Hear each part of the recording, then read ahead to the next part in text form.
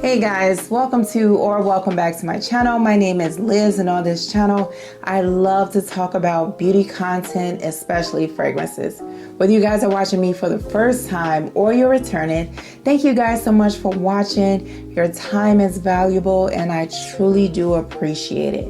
In today's video, you guys, I am going to recap the fragrances I loved and did not love in the month of March, right after we do today's affirmation, which is never apologize for who you are or where you come from. And that was from Tabitha Brown. Now, let's get into the fragrances, you guys. I'm going to start off with the ones I didn't love, and then we are going to talk about the ones that I did love. So the first one, you guys, is this one. This is Melodie De Orientica from Orientica. This is supposed to be an inspired version of Sintra from Memo Paris. And you guys, I like the fragrance. It gives you Oriana vibes, but it has a petitgrain note in here, which makes it sharp and green. But something about it, when I wore it, it gave off a chemical vibe, and there was just a smell that was unpleasant. Maybe it's my body chemistry. It didn't happen the first time I wore it, but the second time when I really wore it and I got a chance to go outside and do some errands, like there was something about it that was giving me a headache. I am going to try to wear it one more time to see if it's me. Is it me, Jesus? Or is it the perfume that's just not working for me? Either way, I will give you guys an update in the near future. Melodie De Orientica from Orientica. The next one, you guys, the jury is still out on this one because this fragrance is fairly new to my collection, and I understand that it needs to sit and think about its life and its goals, and maybe it needs to go work out in the gym, whatever it needs to do. This is Lattafa's Peace and Love, and this is supposed to be an inspired version of, oh my gosh, Dries and Van Noten. I'll put the name up because it just always leaves my mind. This one, you guys, when I smell this fragrance, when I first smelled it rather, very pretty, feminine, rose, powdery, dainty, kind of almondy. There's heliotrope in here, I believe. And it reminded me a lot of Lattafa's, what's your name? Hold on, guys. I forgot her name. This one. Noble Blush. It reminds me of Noble Blush. At least it did. So I wore this fragrance to my Bible study class, and I sprayed myself down. Not too much, but I did spray. And I went outside. First of all, it was 80 degrees outside, so that may not have been the best time to wear this fragrance. I didn't know because I had been in the house all day. But I was really happy, feeling myself, right? I'm driving to the Bible class, which took me 40 minutes to get there because of traffic. Oh, the story of my life. But anyway, you guys, as I'm in the car halfway there, all of a sudden I started smelling something unpleasant. And I knew it was me. I knew it was the perfume. I couldn't identify what I was smelling. I knew it was familiar, but I just couldn't put my finger on it. And so I told you guys I was in traffic. So I had time. I was stopped. And I looked up the notes real quickly. It was the sandalwood, you guys. This is very woody and smelled a little sour. It smelled sour through here, actually. That was the vibe I was getting. I was just beyond upset, you guys. Every breath I took, it was haunting me, you know? Just that sandalwood, it just ruined everything. I smelled the sandalwood with hints of sweetness, but the sandalwood definitely became the dominant note in the dry down. And I'm thinking maybe I just need to let this sit a little longer. Maybe it needs to blend more so where it's not so powerful. I don't know.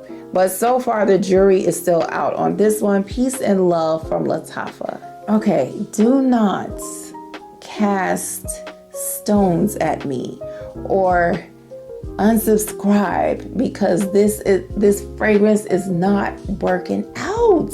It's not. This is a decant I have of Love Delight. You guys, this is empty, okay? There's a tiny bit in here. There are so many aspects of the fragrance I like. I like the almondy vibe. The ginger is kind of powdery. But you guys, this fragrance has cypriol oil, I believe.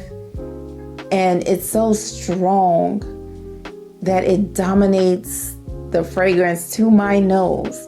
And it takes away from the beautiful, gourmand, feminine qualities of the fragrance, the nuttiness and all of that. I can't. Every time I wear this fragrance, I always come back to that same problem. And maybe it's because it's a decant and maybe it will smell different in the full bottle. However, I'm not paying $300 to find out, you know? Maybe the next time I go to Nordstrom's or Neiman's, I'll pick it up and I'll smell it on my hand and see if I get a different experience. But for now, Love Delight is a fail, and I'm quite certain I might be the minority here in FragCom feeling that way about this fragrance, but it's not working out for me, you guys. Sorry, just didn't happen. It's not working. It's like Fetch. Stop trying to make it happen. You guys saw Mean Girls. Okay, you guys, it's late and I get talkative when I'm late. You'll see that I think I don't know what order I'm gonna post the videos in, but anyway, now we're moving on to the loves in March. And I had some good ones. Let's start off with this one right here. Amour Infinite from Navitus Parfums. This smells like an edible arrangements of strawberries dipped in white chocolate with some powderiness to it. Oh, it's the white chocolate and strawberry, red berry vibe for me. I love this fragrance. It is a unique smelling fragrance and it's floral too. Rose, just beautiful. AI, my gosh, did you guys once again put your whole foot in this fragrance? Have you guys smelled this? I need the Brown Sugar Babe Endless Love Oil. I'm gonna make it happen at some point in my fragrance life, but this right here is really good. This is Amour Infinite from Navitus Parfums in collaboration with AI the Great, perfect for this time of year. This next one, you guys, Tammy Roxanne, if you are watching, you made me pull this out because I realized hearing you talk about it, I hadn't worn it in a while, and my gosh. Exclusif Saffron from Maison Alhambra. This is their interpretation of Saffron Luzili from Carolina Herrera.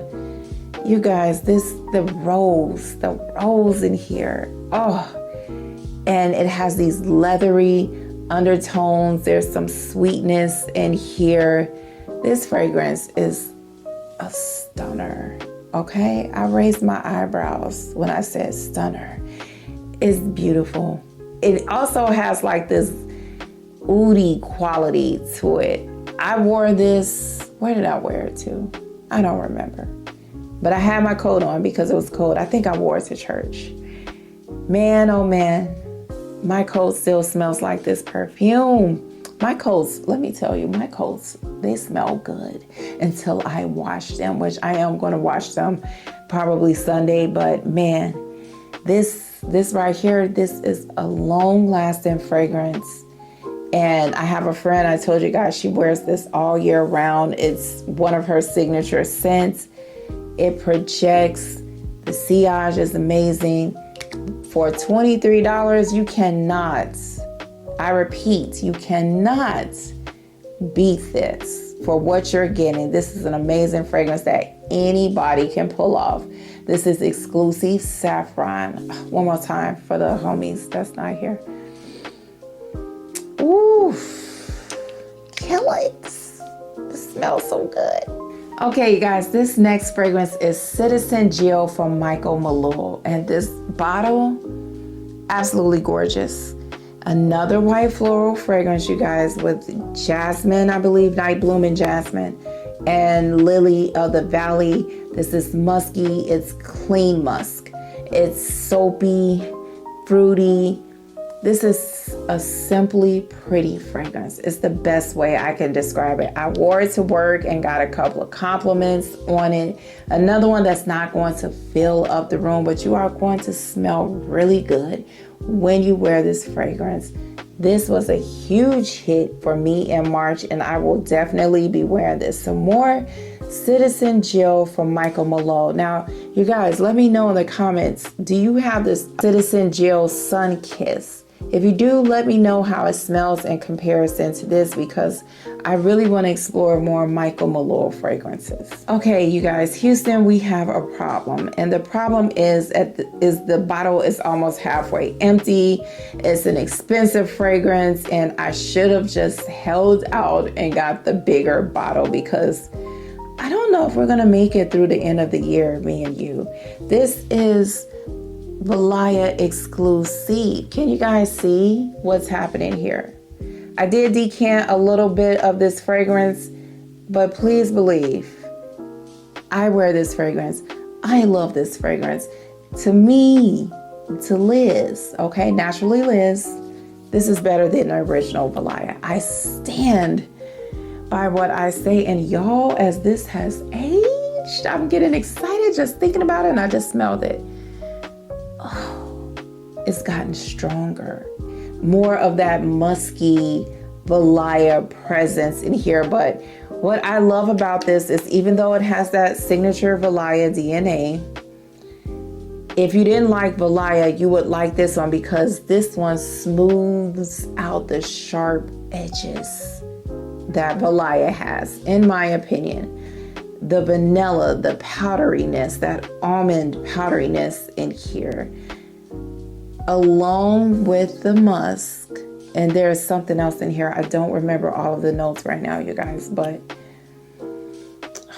this is so good. I wore this to work too. You guys, look, I'm spoiled. I know. Okay, let me tell you why.